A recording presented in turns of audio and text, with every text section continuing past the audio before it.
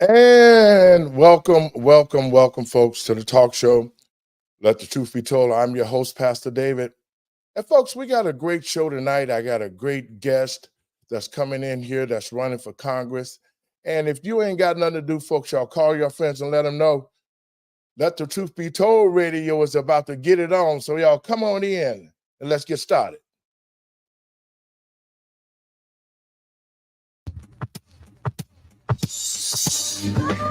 Like I said, Tuesday Night Live ain't no job. Right here at TECN TV. And I'm your host, Pastor David. Y'all come on in. Tuesday Night Live ain't no job right here. Lately there seems to be some insecurity about the way I feel, where I wanna be. But you know what, really If you ain't got nothing to do, call your friends and let them know. You're listening to Let the Truth Be Told radio. And I'm your host, Pastor David. Y'all come on in. Never to be mistaken, long as this love we're making. There's gonna be the rain, gonna be the pain, but I know, boy, time will show. You're listening to Let the Truth Be Told radio. And I'm your host, Pastor David. Y'all come on in. It's Tuesday Night Live. Right here. TECN.com.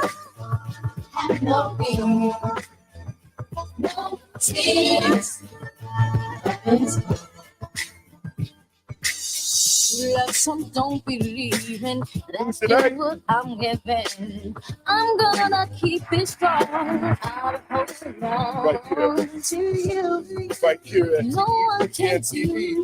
I'm your host, Pastor David, and you can find us at rumble.com. David Lowe 57. The sun is shining. And we're at LinkedIn. David Lowery. That's gonna be Also some here rain. at Gonna be some pain. That's David Lowery, Junior 1. Boy, time will show. And if you ain't got nothing to do, sit back and get you a brew or two, or whatever that you do, and let us party for you. Get you a glass of wine, it's prime time. And let us put something on your mind. Right here. TECNTV.com. And I'm your host, Pastor David. Y'all come on.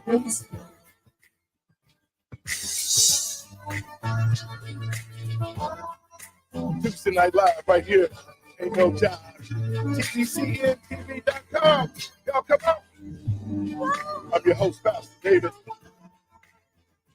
Sit back and get you a brew, a glass of wine. It's prime time. Let us put something on your mind. Tuesday night.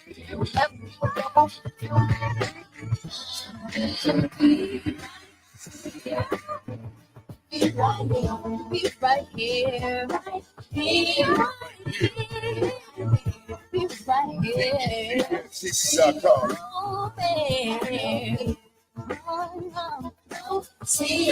Tuesday Night Live. Y'all come on in. And we got a great conversation. Y'all don't want to hear me tonight.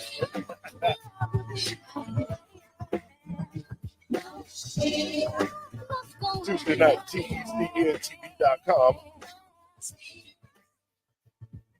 And like I said, we have a great conversation tonight, folks. So if you ain't got nothing to do, y'all get on the horn and let your friends know that Pastor David is on the radio. Let the truth be told. Let the truth be told. It'll move your soul. Come on, y'all. Let's get into the truth zone. Somewhere I read that the greatness of America is the right to protest far right. On the bridge. No justice, no justice, no peace.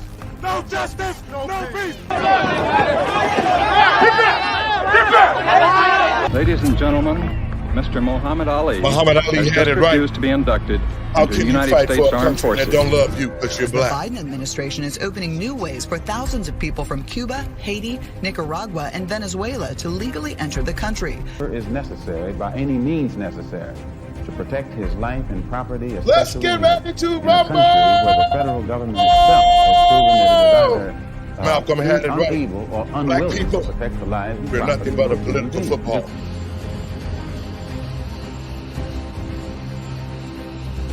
Liar, corrupt thief. Global, universal, and coming from the windy city of Chicago, Illinois. Now it's Good time morning. to let the truth be told with David Lowery.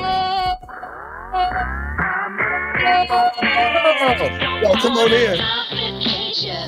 Y'all voted for it. Y'all voted for him. Let's see what we got.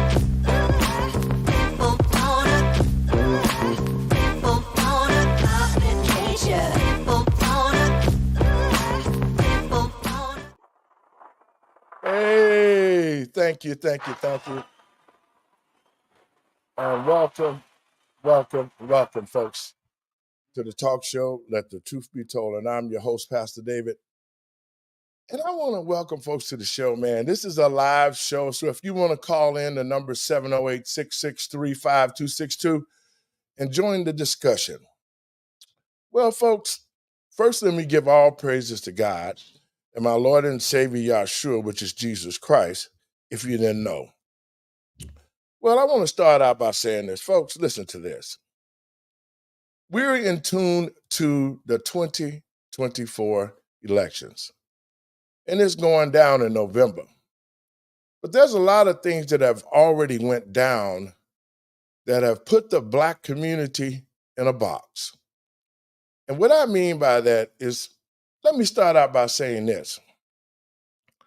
A divided house cannot stand. Let me say it again to you closely and listen. A divided house cannot stand.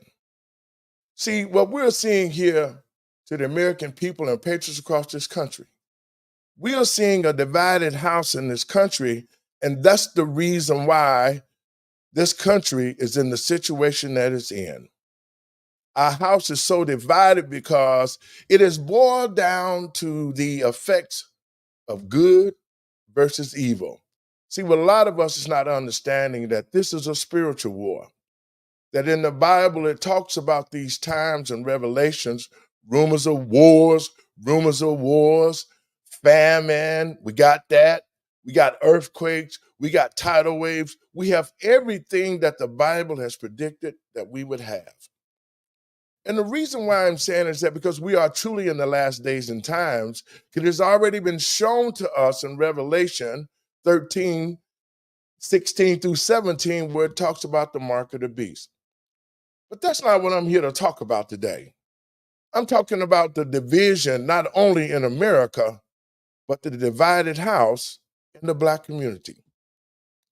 See, as a pastor, and to all you pastors out there listening to this show, let me give you a bit of information that you need so that you can get back in the line with God. And I'm going to unequivocally say that a lot of pastors are out of line with God. Because, see, it is the pastor's responsibility. Those who have taken the oath to say that they was going to be like Christ, then the Christian means Christ-like. So I know for sure that today, what we are seeing in this country, the way it's split up, but more importantly, what we are seeing on an attack on God. See, this country was built in God who trusts. See, we did have some type of leaders in this country who did believe in God, and when those leaders stood up, they put nothing before God and did what was righteous for the people. But we all know that that has changed. We know that the house of God has been under attack. It has been put to a place where it is powerless. With the 501c3 money that was put out by the Bushes back in the day, then you got pastors who are just coming to the house of the Lord. Many are called, but few are chosen. So God's house have become a house of merchandise because a lot of pastors today are so worried about their salary. They so worried about the car they're going to drive and the house that they're going to have and the tithe money they're going to get, all on the people who would listen to him and fill his pockets and do nothing for the community. See, as a pastor, let me get one thing straight with you. See, God does not need a jet because his omnipresence make him everywhere. So when you got a pastor that start talking about we need tithes and we need the building fund money, we got to think about where is the money going? And we can see right now that a lot of money is going to pastors' pockets. They're not concerned about the parishioners. They're not concerned about evangelizing, going into the Black community. I'm saying it outright because if the pastors before me who had the power of Christ that they say is all powerful, and if you're a son and daughter of Christ, then you have the power too. So the pastors who have been here and pastors a long time, beyond the 3 years of my service to the Lord, then you failed the people because you've allowed homosexuality into the schools and a culture that has come totally against God that said marriage is between a man and a woman. You have failed totally if you didn't come against the homosexuality in the schools where they're teaching 5 years old the difference between a bisexual and a lesbian. Pastors, I don't have to say this again to you because you don't fail. You failed the God and you failed the people. And so what God is doing now is that he's raising up the remnants that's left. And he's creating the body of Christ. And I'm saying that now as pastors, we have to understand one thing. The Bible said, seek ye the kingdom of God and its righteousness. The key word is righteousness. And all will be added to you. And that's the reason why I'm saying what I'm saying is because pastors today have to understand one thing. If God ordained us to do the right thing by people, then who are we not to do what we're supposed to and be righteous by the people? And saying that, I want to bring my guest in. I'm through venting as I want to do. And I had my brother's bio up, but you know what? I'm going to do one thing better. I'm going to let him talk about it. And folks, with no further ado, I want to welcome the soon Congressman Jared Lovelace to the show, Let the Truth Be Told. Welcome, Congressman. Welcome to the show. Blessings be on you. Thank you, Pastor David. Great to be here. I want to start out by saying this. You know, I want the folks to know about you, Brother Lovelace, because you have taken a step that a lot of other men of God have not taken. You've taken a step because you're tired of looking at everything going against the people. You're tired of what you're seeing in our schools. You're tired of what you're seeing in the country. So let our listeners let the truth be told. Tell us a little bit about yourself and what your plans are. Sure. First off, it's great to be here with all of you. Thanks for listening in. My name is Jared Lovelace, and I am running for U.S. Congress in District 10 of Texas. And where I live, there's a lot of hardworking folks that are really tired of watching DC elites squander their tax dollars, oppress individual rights, and line their own pockets while they're at home working hard, trying to raise their families, trying to make sense of all the evil that we're seeing in this world, wars and rumors of wars, like you said, Pastor David, pestilences, pandemics. Yes. We are definitely seeing the last days and the revelations. So anyways, as I'm kind of watching all this happen, I'm thinking about my young kids. I've got a 5-year-old, a 3-year-old, and a 1-year-old, 2 boys and a little girl. My wife, Courtney, we've been married for 8 years now, And as we've been thinking about how are we going to best prepare our kids to enter this world as adults, it is a completely different world with completely different morals and values than even what we were raised as. We're 30 years old, and even what we were raised with a couple decades ago.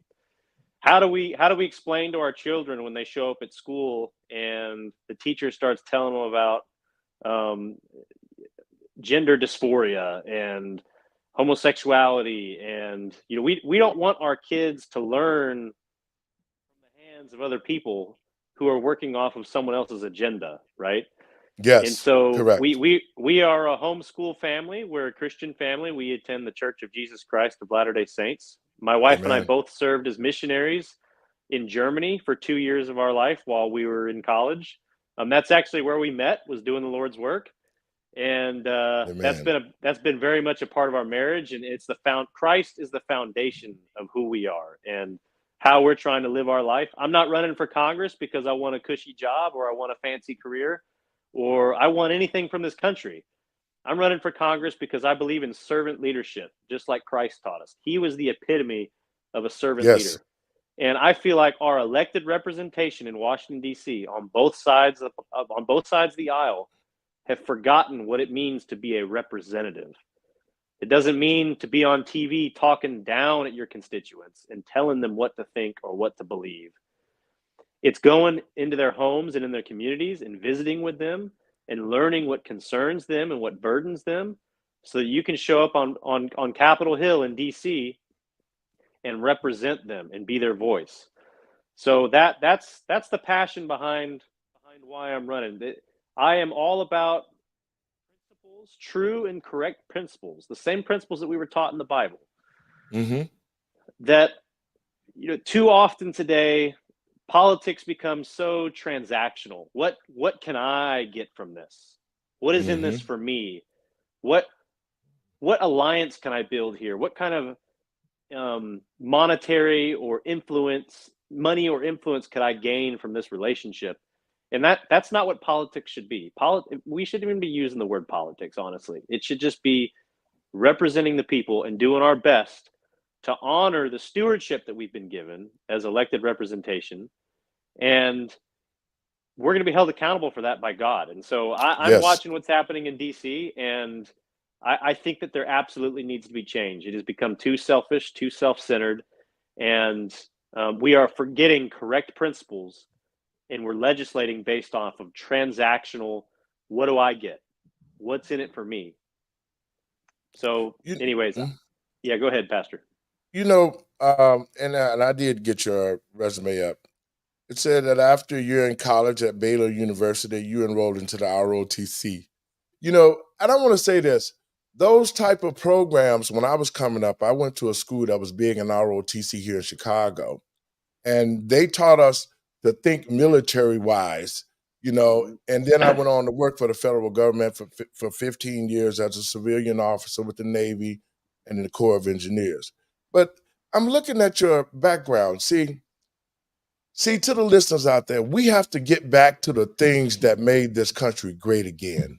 We have to get back to the parenting and use the different organizations that created strong men and women of God back in the day.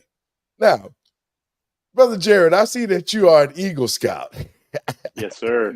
Now, check this out. A scout is trustworthy, loyal, helpful, friendly, courteous, kind, obedient, cheerful, drifty, brave, clean, and reverent. I, Absolutely. too, as an Eagle Scout. See, those type of values, and when I saw that, those type of values made me be a man, not only of God, but a man of integrity and a man of honor. And see, we have to start getting back to those things where we start to teach our children about the way to grow up like you're doing with your kids. You're giving them a spiritual foundation. You're giving them the love that parents are supposed to give. And you're teaching them about what this world can bring to you, whether it's good or bad. Your thoughts? Absolutely.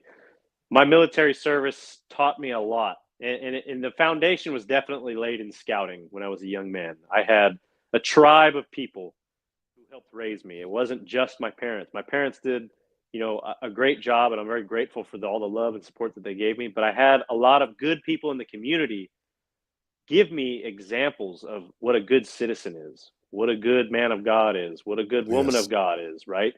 And so the scouting program laid the foundation for me, and it taught me how to be a good citizen. I wanted to serve our country, and so I did. I joined the ROTC in college. I commissioned as an infantry officer in the U.S. Army, and I served most of my time in Alaska, leading young men and women who were just barely out of high school as infantrymen in the Arctic. And now the Arctic is at a pretty extreme place to be doing anything, much less combat Right. operations out in the wilderness, right? But Yes. the most rewarding part about that experience as a commissioned officer in the U.S. Army was not the cool missions that I got to do in the Arctic. It wasn't shooting awesome guns. All the hua bravado stuff that most young men, kind of get excited about when they think about Hmm. serving in the Army. The most rewarding and fulfilling part for me was ministering to those young soldiers who were so far away from home, who were balancing their checkbooks for the first time, who were taking college classes online for the first time, who were dealing with relationships and all the issues that come with, making new friends and dealing with girlfriends and boyfriends, helping married couples navigate the challenges of life. I lost one soldier to suicide a short time after I moved on and wasn't with the platoon anymore. And there is so much of real life that happens within the ranks of a platoon of soldiers. And for me, being able to sit down and not just be an officer and a leader to them, but being a life counselor and a minister, helping our fellow man and Exactly. woman is what brings me the most fulfillment and the most joy in my life. It's not money. It's not pride. It's not things. It's not big houses or big boats or cars. That's not what motivates me to serve. It's truly helping people, And so I'm glad you mentioned that, because that I think is the gateway into my heart a little bit as to why I want to run for office. And I don't want to do it for a long time. Right. I don't want to become what I'm seeing in DC right now. And so I'm promising publicly that I'm only going to serve at most 4 terms. And regardless of how much people like me, I'm done. I'm going to walk away and go back home, because I want to make sure that my incentives are aligned with the people that I've pledged to serve. And you know what?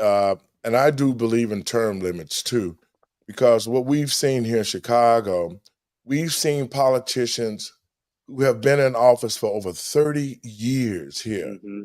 And the fact of the matter, over those 30 years, they never did nothing for the city of Chicago, but got a paycheck, and they never came back to the Black community and brought Mm-hmm. resources. I mean, that's why we're in this condition it is. We had a politician here named Bobby Rush. Remember him? He used to be a Black Panther Party leader here with the Black Panther Party back in the day. And he got into politics once he left the Black Panther Party, and he became a congressman. And he did for 30 years. He was the congressman. He didn't pass one piece of legislation that would help the Black community. He got millions of dollars off the Black community and never put one penny back into the Black community in Chicago. So that's one of the reasons why that we see here in Chicago and all the blue states, I just have to say it, in all the Democratic states, we see poor Black leadership who has sold the Black community down the road, who have not brought economics back. They've gotten richer and richer every year, and the communities have gotten poorer and poorer every year. And I think that it's about time that we, as men of God, that we are Christians, if we're going to be Christ-like, I know for a fact, this is the time where we take a stand. This right here is that time, because if we don't take a stand from this point, then America, what we've seen, but in the past 3 years, we saw a country under the leadership of President Trump. We didn't have wars. We had no wars. The economy was great. Gas prices was down. We was very well respected across the world as a superpower. And here it is, 3 years, going into the 4th year of the Biden administration, we got gas prices almost $10. The economy done tanked out. We've lost so much due to COVID, which was a big lie.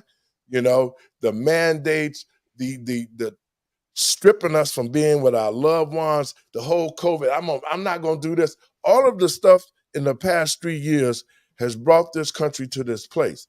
And now, to add insult to the injury, you open the borders and you allow millions. See, what they're doing, folks, is they keep telling you, like in Chicago, well, it's been only 30,000 people who've come here from the buses. Well, that's a lie. There have been hundreds and thousands of migrants who didn't even check in, that's in this country right now, that's causing the economy to tank down because they're going to work jobs just to work a job so that they can make any kind of money because they're not used to this type of lifestyle. And so in saying that, I want to get your thoughts. You're there in Texas. Let's talk a little bit about, have you seen that situation out at the border? Have you seen these migrants who are steady flooding our country? Talk a little bit about that, Congressman. I'm speaking into existence, Congressman. I love it. I love it. So growing up here in Texas, you knew a lot of people who you knew weren't legal immigrants. You know, there were little subtle ways to pick up on who was who, right? But so growing up, it's just a part of life here. And many of them were my friends in school. But as I entered the workforce, and my first job was as a saw hand for a small tree company, and we would go around and cut down trees, trim trees, get trees off of power lines and stuff like that. My boss, the business owner, when I was 16, he had a really hard time competing with other tree companies who were working for cash only because they were all illegal immigrants. Yeah. Whereas he had to pay insurance on the machinery that we had in order to protect us against liabilities that could come up, and he had to be certified with the state in certain areas, right? And so there was a lot of overhead costs that came with just operating machinery and running the business. That if you're not legal, you're already illegal, and so you don't really have to abide by all those rules, and you can charge a price that's way below everybody else, and you run everybody out of work, and you're not paying taxes along the way, right? So I grew up experiencing this situation, and my heart goes out to people who are striving to come to America to create better opportunities for their loved ones and their children, and I have empathy for that situation, right? But at the same time, the rule of law is the rule of law, and that we can't make concessions just because someone's here. Otherwise, the problem will continue to get bigger, and it's not sustainable. It's not sustainable to have hundreds of thousands of people coming across the border unchecked, undocumented, because it's not only people with good intentions who are trying to come across. They're being used as shields and as cover by human traffickers, by drug runners, by foreign agents, saboteurs, spies, right? So it's a bigger problem than just a humanitarian crisis. And that's why we have to honor the rule of law. And it doesn't mean that we can't create more achievable paths to legal immigration so that people stand a fighting chance of actually getting into the country legally, being able to learn English quickly, start paying taxes, and get a job that can provide for their family, right? I believe that immigrants bring a lot of value to this country, but at the end of the day, it has to be done the right way. And we can't willingly and knowingly allow people to come across our border undocumented, because there's too much danger that comes with that, right? And so once again, falling back to principles, rule of law, Jesus taught us, give unto Caesar what is Caesar's, right? Yes. That's why we pay taxes. You know, that's why we try to be good citizens. We can still find ways, private citizens, to help those who are suffering economically in other countries, perhaps, right? There are ways to contribute or help or donate, right? But that's what it boils down to is the rule of law, and we have to allow example, is trying to defend itself. It's trying to protect the border because the U.S. government isn't doing it, and the U.S. government is trying to check Texas and tie its hands behind his back and basically force Texas to allow people to come in illegally, even though Texas is willing to pay for border security. They're willing to do it. And so we see there's a pretty interesting push and pull tug of war going on between the federal government and Governor Abbott and the rest of the Texas government right now. But my hat is off to Governor Abbott for the simple reason is he can stand on the federal law because the federal immigration laws clearly state to enter this country, you have to enter the legal process to become a citizen of this country. It is not what we're seeing now, where the Joe Biden administration opened up the borders, allowed all these people to come in, and they're study trying to make deals now. You know, I was looking at this whole situation with Texas, with the buses of migrants coming here in Chicago, how they've inundated our city. And I was telling one of my partners today, I said, you know what? This is really, really ridiculous. And as the American citizens and patriots across this country, we have to make some sense of what's happening in this country. And what we're seeing now doesn't make any sense. You're seeing the president, you're seeing the Obamas, the Clintons, you're seeing them take illegals and actually flying them across the border to enter this country illegally.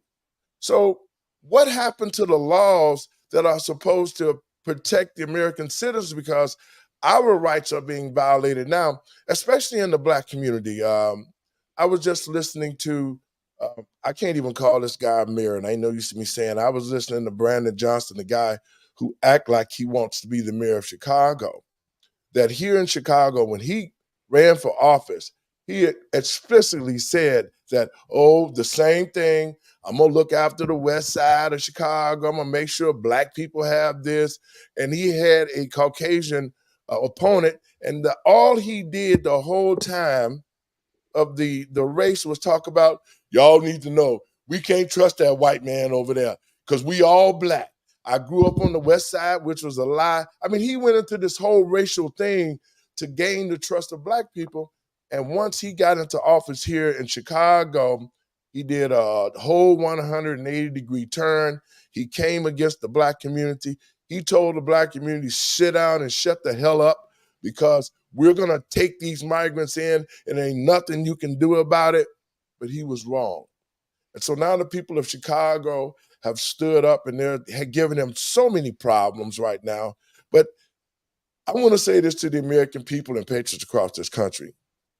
See, the Democrats have been very well versed at what they're doing.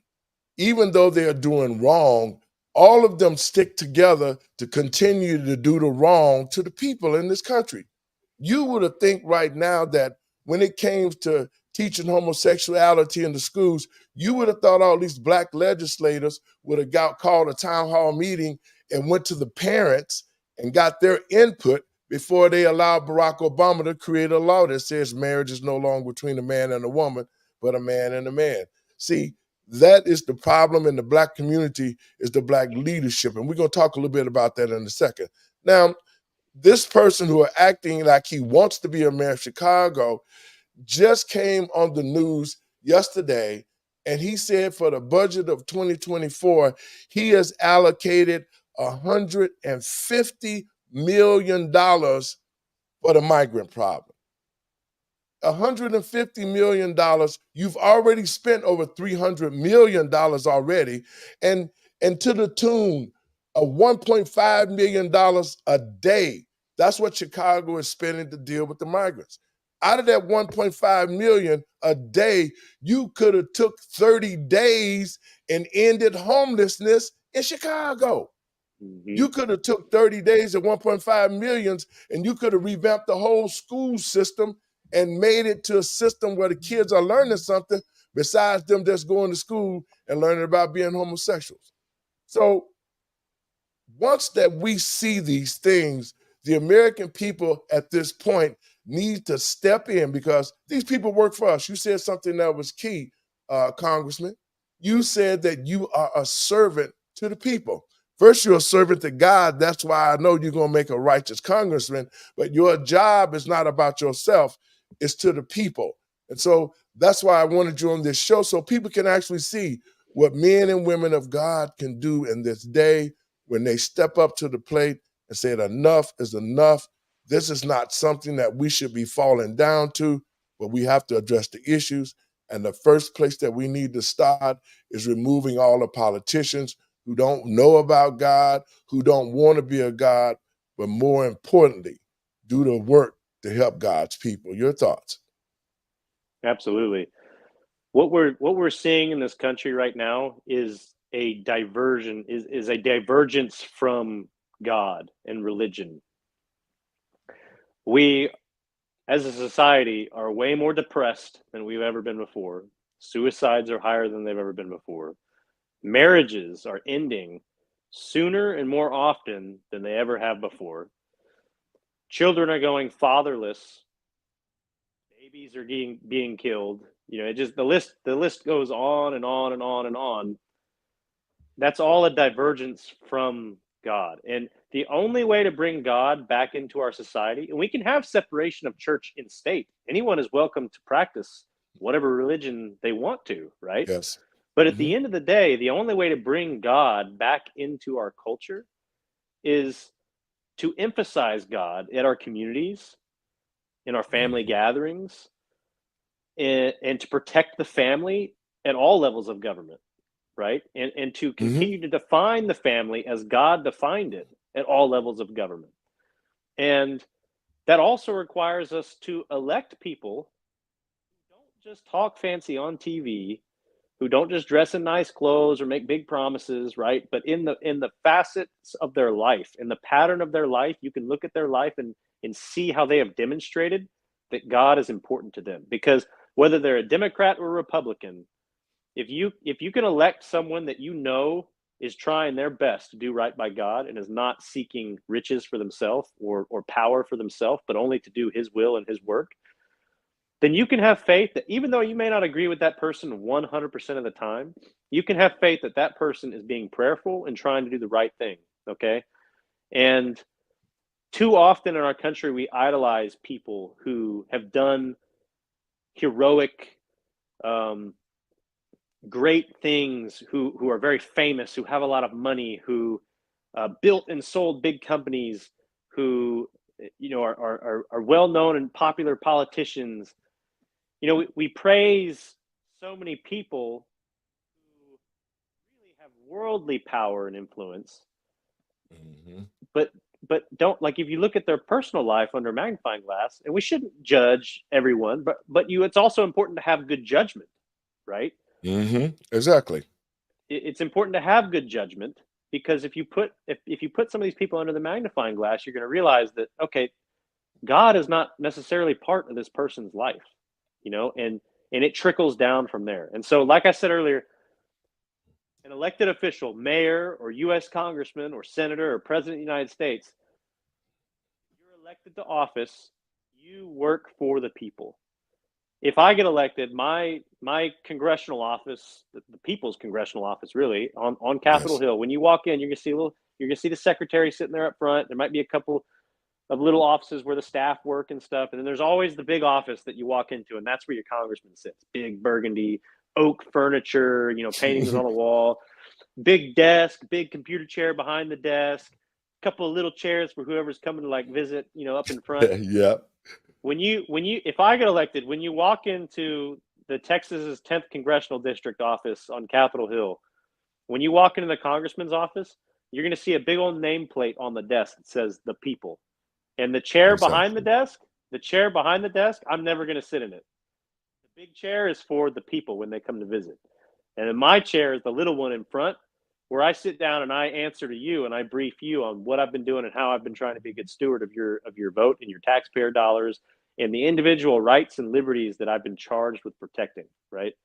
And I feel like that's the attitude that our representation needs to have, and that will trickle down. If we as a society, in a sense, I don't mean to say idolize, right, but like revere people who are men and women of faith, regardless of what faith they are, Mm-hmm. look up to those types of people, that our kids are going to notice that, right? And we're going to be inspired to live better lives, right? And that's going to take that will take care of a lot of issues from the ground up. You know, even homelessness, right? Because we won't Yes. have to be compelled. We won't have to be compelled to pay taxes in order to fund giant, massive social welfare programs. Instead, people of their own goodwill and of their own charity and their love of Christ will contribute to organizations and nonprofits and just and provide for the poor so that people can get back on their feet and become self-sufficient again, right? Yes. Well, that's one of the things that bothers me the most is that we went and found, the Black community has been, you said a mouthful, because in the Black community, Black men and Black women aren't creating the family structure like it used to be. When I was growing up, I'm 66. So when I was growing up, the Black family structure was at 80 to 90%. Black men and Black women were getting married. They was creating communities. They were taught about God. They was teaching their children about the church. They was teaching them about Christ. They were doing the things that we were supposed to do in the family structure, that in a house being led by the Spirit of the Lord. That's what's the saving grace in the Black community. That was when the Black community, when God was in front of the Black community, it flourished. Throughout the 60s and the 70s, the Black community was self-contained. But the moment that God was taken out of so many places, it's like they don't want to say Christmas no more. They want to say Xmas. I used to go to a courthouse and see the 10 Commandments, the rules of law. Every law that was made under the direction of the 10 Commandments. And you used to see the commandments in the judge's chamber. You used to see it in the courtroom. But when you start moving away from the Creator, you start taking away things that people can see, that they can relate to still know that God is in control. And so we live in a godless nation right now. America has thrown God out. America has made himself known to all the world that America has become a godless nation. The words of "in God we trust" are no longer part of the narrative of this country. And folks, y'all know I'm not lying, because look at the country itself. I've never seen us in this type of condition, to where most Americans out here, they want to go to work, they want to raise their families, they want to live the best life that they can live, and they can love this country. That idealistic idea is totally gone. The whole family structure have been removed. You're talking about men and women not getting married. And if they do get married, it's all like a competition, because the most important thing in any marriage and relationship, you said it earlier, you have to have God and Christ in the middle of the marriage, because he is the head of all of us.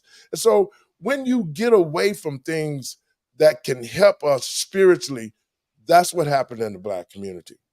When the pastors did not do their job and they did not stand up and say, if you can have homosexuality in the school, then we need to have prayer in the school. If you can have Satan programs after school, then we need to have some church services after school. And when we did not challenge the authority of the people who work for us, and I think that's what a lot of American people have failed themselves to think, is that these politicians are like superstars that we're supposed to ask for their autograph when we see them. How is it that you get a paycheck out of my pocket when I pay taxes to pay your salary? How is it that when you see me, you should be running, just like you said, to tell me, hey, you know what, Pastor, we've been doing this. We got this going on. Thank you for your vote. I'm glad. We're going to keep moving forward. We're going to keep bringing stuff in. The politicians are the mouthpiece for the American people. And we lost our power. We transferred our power over to these carpetbag politicians on both sides of the aisle. And the only way that America and the American people are going to get back on track is we, the people, have to start electing God-fearing people who are going to do the righteous thing by the people and not by themselves. Your thoughts? Absolutely. One thing I think of a lot is at the federal level, there's multiple levels of government. There's your communities, there's your state, there's the federal government. Most of the federal government, the U.S. Constitution outlines only a few very specific things that the federal government is charged with handling, right? National defense, for example. The rest of it, the 10th Amendment pushes everything else down to the states. Okay, so just because we have a good idea of something that we can do at the federal level to make some kind of sweeping action or program across the entire country doesn't mean that is actually constitutional, right? At the state level, where you're actually closer, you have more representation closer to you. Instead of it being one representative for every million people, now you have a representative for every 15,000 people or whatever it ends up being, depending on the state you're in. So I feel like a lot of what federal candidates for Congress get wrong is they make a lot of promises about what they're going to do at the federal level, when in reality, the federal government, if anything, I feel like my charge going into the federal government is to keep the federal government small and leave most issues for the states to handle themselves. Okay. Education is one of those things that the federal government should not be legislating on or funding. The states, we can lower our federal taxes and allow the states to handle education issues, right? Bringing money into our communities to help get kids in the better schools, help provide, good programs for kids to participate in, like the Boy Scouts, for example, so that kids have productive and healthy organizations to be a part of and to learn about being a good citizen, to learn about education, to learn about life planning and getting good jobs and working hard, being taught correct principles that will ultimately give them the self-sufficiency that they need to provide for themselves throughout the rest of their life, rather than being dependent upon some politician promising at the federal level that they're going to provide free education for everything, free paychecks during COVID-19, right? These are, on the surface level, they're well-intentioned, seemingly good things. I get something out of this. This must be good. That's a very transactional attitude, right? But that's not what our kids and our communities need. They don't need to learn to become dependent on somebody else to give them what they need. We need to create structures and systems and programs where they can learn how to become self-sufficient. Teach a man to fish, and you'll feed him for the rest of his life. Yes, exactly. That applies spiritually, and it applies temporally as well, right? And so I think there's some nuance into, I'm going to go to the federal government if I get elected. You're going to get it. Make sure that the federal government doesn't go beyond what it should be doing, because that's not the most effective way to create better lives for our citizens. All right. It should be happening at the community level and the state level. And those politicians, those mayors, those state representatives, those state senators, those governors, they are equally as accountable before God for how well they manage those resources and how well they create systems and structures and incentives for people to give back to the community, right? And so that's how I'd respond to those thoughts. And now, I'm glad you're saying that because earlier today, see, I follow politics, but I also follow people who run the politics, right? So about a week ago, man, and I want your thoughts on this. And to the American people and patriots across this country, this election in 2024, the Democrats have already figured out a way to steal the election like they did in 2020. And so I'm saying it because I had a conversation. See, there is a division in the Black community. The division between those who call themselves Black Greeks. Those are the people who have went to college, they've pledged to these organizations, they call themselves Black Greeks, but yet and still, they don't honor being a part of the Black community. And now, a lot of the brothers and sisters that I know in these organizations, they would argue and say, well, you know, I would charge in our organization. First of all, you took a pledge to an idol. And the first commandment in the Bible is, thou should have no other God before me. So if you pledge to become a Q, or if you pledge to become a Kappa, or if you pledge to become a Delta, you pledge to an idol. So if you don't dismiss that idol, you can't pledge to God, secondly. And so what we've seen here in the Black community is the separation from those who call themselves Greek and elite to those are everyday Black people who work jobs, who take care of their families, who are out here struggling every day, and those with those college educations are choking off the money to come to the Black community. See, and the reason why I'm saying it holds to be true, because I was talking to a gentleman that I've known for a long time, okay? And he's part of one of the fraternities. And I ain't gonna call the name so he won't have to bear no blame. But his ideology is the fact that, yeah, we support the Democrats. We don't care what they've done. We know that they lie. We know that they cheat. We know that they put homosexuality in the schools. We know Barack Obama was the worst president of all time and never did nothing. We know all the things that are in the Black community is wrong, but we not gonna say nothing because we gonna add to the problem. And so I was talking to this brother, I said, and this is what we're gonna have to watch out for in the 2024 elections. See, here in Chicago, everybody, the normal people like me and you who fear God that used to work in the polling places, in the last election in 2020, all of those people was terminated.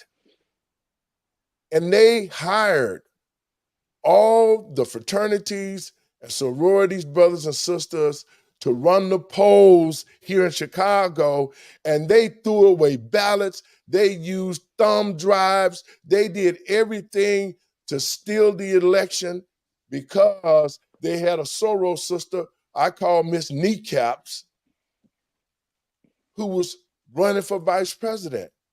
And so when I hear things like, well, you know what, man,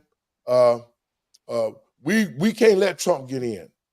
And I'm sitting up here thinking, what has the Democrats done for us? What have they done for you, brother? But then as he kept talking, I realized what they did for those brothers and sisters belonging to those organizations. At the polling places here in Chicago, I saw in polling places, I saw people who belong to those organizations with Biden-Harris shirts on. They had Biden-Harris stickers sticking up in the polling places, which is illegal. And so they were the ones who was in the polling places using the thumb drives. They were the one in the polling places throwing away bags of votes. They were the ones, I'm talking about those Black Greeks who say that they love the Black community, but use the Black community to make money. Because this gentleman told me this, and I know him. He siphons millions of dollars off the Black community here in the state of Illinois. He's a lobbyist. Money come to him from the politicians who are part of these organizations. They get the money.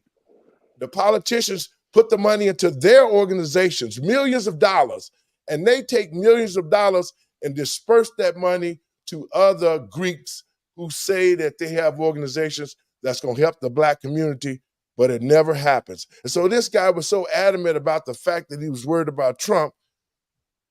When I said this year, we're going to make sure that there are going to be people at the polling places to ensure that the election rules are being followed.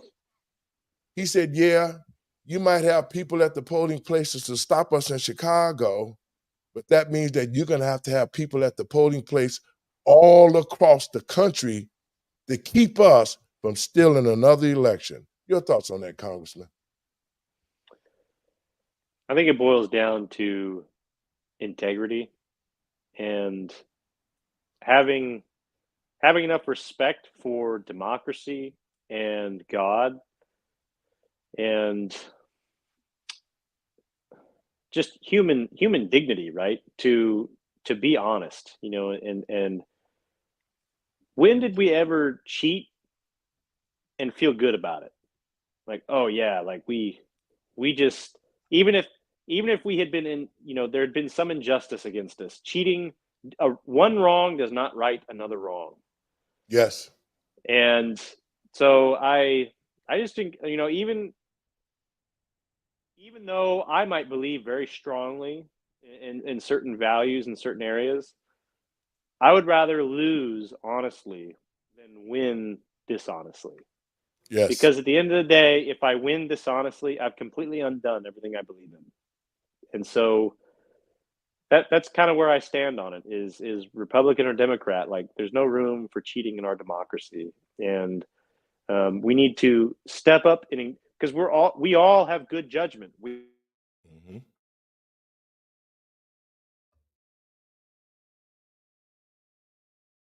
You sort of went out. Nip that in the bud. There you go. And call it what it is. When you see criminal activity, you know it. Like you know it. Like it's very hard to see something and get that little feeling like, I don't know, that doesn't quite look right. God gave us the ability to judge between right and wrong. Exactly. And the more we suppress that gift that He gave us, the more into Satan's power that we're gonna send our lives, right? And it baby steps and it snowballs from there, right? So that's where I stand on the election interference, on cheating in elections.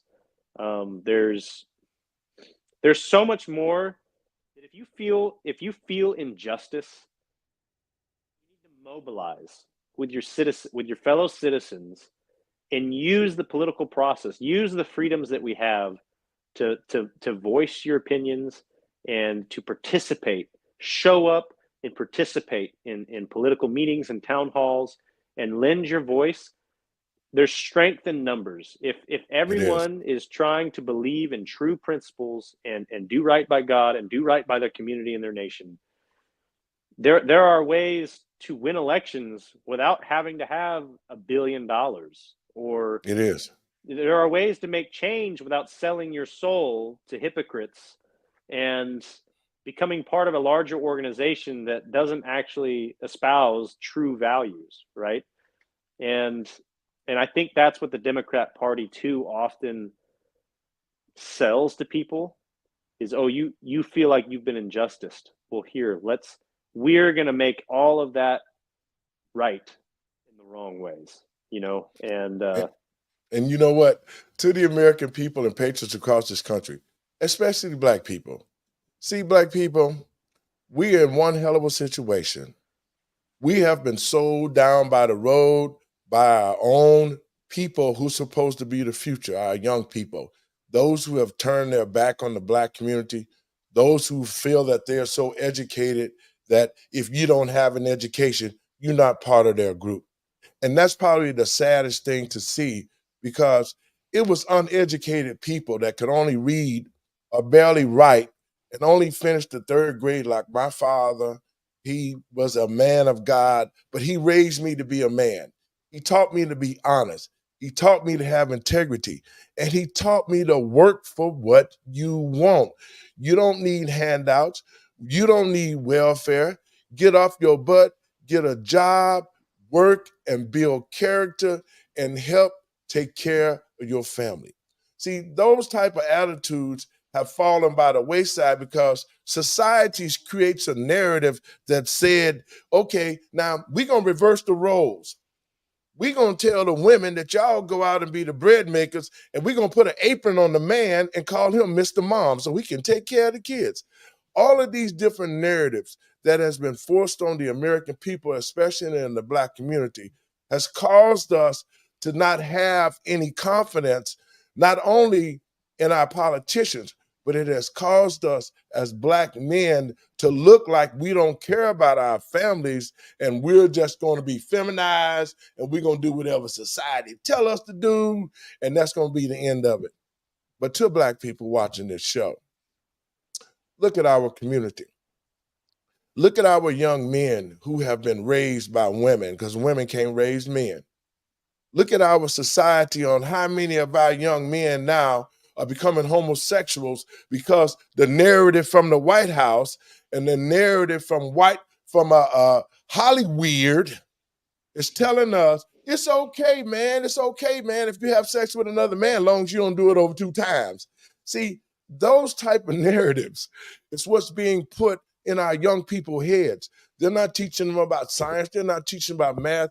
I was at a store, man, and I had a kid, the register went down. I gave him a $100 bill. I had $45 worth of good. He couldn't even count $55 out of the register, and the manager had to come over and show him what a $20 bill was. See, they're teaching them about lewd lifestyles in our schools, but they're not teaching them about how to read or write. They're not teaching them about God. They're not trying to teach them about nothing but things that's going to destroy your family structure. They're teaching them about things about accepting homosexuality. And I don't have a problem with anybody being a homosexual, but I don't want you in the school trying to teach my kids and tell them that it's okay to go against God because homosexuality is an abomination to God. And then for the homosexuals say, oh, a sin is a sin. Well, this is what Jesus said for all of y'all that want to say a sin is a sin. The wages of sin is death. In order to avoid the death from the wages of sin, Christ said that you must repent. And if you don't know what repent means, it means change. It means to become something else that you're not used to be. See, that's what the problem that we have in our community today is that the Bible is being interpreted wrong. People are accepting things they don't have to accept. We're not challenging the people in this country who are bringing these indoctrinations like homosexuality. We're not challenging the people in this country who are opening the gates of the borders and bringing all these illegals in. We're not challenging them. And if we don't challenge them from this point, in this election, I would hate to see America in another 4 years. As a matter of fact, I think the Democrats, the Democrats, the demons that are cratic, I believe that those demons will start a war and blood of the American people will be spilt on this soil just to keep Trump out. If they're doing all of this to get him off the ballot, they lying, they doing anything. If y'all thought the American process was so even-handed, put him on the ballot and beat him. Don't cheat him, beat him. So we know that that's not going to happen because they want to keep Joe in, so Barack and Hillary and all the bad things that the Democrats did to this country, they can continue. Your last words, Congressman Lovelace. We got to get out of here. I love you being on the show. I want you to come back. Anytime you want to come back, let us do this again because we are part of the body of Christ. And that's what this show is about. It's let the truth be told. And we want to tell the truth so people have something to hang on to. Give the people your information, man, your last words, man. Take your time, and we're going to get out of here. Absolutely. Well, thank you, everybody, for listening. So you can view my whole platform on jared2024.com. But really, I agree with everything you just said, Pastor David. I really think that right now is a moment in our country's history, and we have to be able to seize it. We have to have the courage and the confidence to step up as the silent majority, participate in the democratic process. The silent majority, we are the people who are at home raising families, going to work, trying to create a better future for our families. We're not necessarily the wealthy elites that prevail in Washington, D.C., right? Too much of our elected representation represents a very, very tiny portion of our society, okay? And so we need to be active and involved in the political process so that we can see with our own eyes and be able to judge who represents the values that we stand up for. But if we do nothing, then we have no control over who gets elected. And so that's what I'm running to unseat a 20-year congressman that I feel like has been there too long and that hasn't gotten results for the constituents of our district. The border is worse than it's ever been before. The national debt is at $34 trillion, which is higher than it's ever been before. We continually raise the debt limit. And let me just mention, if we don't fix the debt, it doesn't matter what kind of a free handout that we get today, this country is not going to exist in the coming decades for our kids. So there is a financial emergency that we have got to take care of, and we have to stop spending so much money in Congress. So anyways, I appreciate all you being here. Thank you, Pastor David. It's been an honor to be on the show, and I do hope to come back. And God bless all of you, and may He bless you for your efforts to live good lives and to defend the truth and teach and preach correct principles and teach our kids and create a better country than we found it. To leave it better than we found it when we inherited it. Right. That's what I believe in. So, and you know what? Thank you so much, Congressman Lovelace. Anytime you want to come on this show, any message that you want to be delivered. I mean, I got some people in Texas. If you want me to come to Texas, I'll come down there and rally the people so we can get you in office, because that's what's going to take the change. It's going to take God-fearing people and those who seek the kingdom and the righteousness that it brings. That's how we're going to change. That's how we're going to get the country back on track. And that's how we are going to move forward out of this election. God bless you, and I look forward to you, brother. See you soon. And folks, I want to thank you for listening to the show, man. Congressman Lovelace was great. And I think that we need to have more congressmen. We just need to have more godly people who fear God, people who want to do the right thing so that this country can roll and get back on track, because what we're seeing now is nothing that God would say He's proud of, because the people that let Him down. Folks, I want to thank you for watching the show. Tune in tomorrow. And let me give you my last words. See, unconditional love. The biggest thing and the biggest problem that the American people have, one, we've forgotten how to love ourselves. We forgot how to love God. And we forgot how to be good stewards and good shepherds. If this country is to get back on track, the first thing we need to do is realize that there's a problem. And I want to send this message to the Black community. The separation between the elites and the so-called everyday person, let me just say how Malcolm said it. The separation between the house Negro and the field Negro is very prevalent. And if we as Black people don't come together and get rid of the ideas that we are two separate people, if you Black and one of us bleeds, we all bleed. To the Black community, if we don't, from this point, start to love each other again, if we don't start getting together, not for us, but for our children, we need to be mature and strong Black parents and citizens to get the Black community back on track. To my brothers and sisters out there who call themselves elite, you can lie, you can steal, you can do all the underhanded stuff you want to do. And you might live on this earth in the little riches that you got.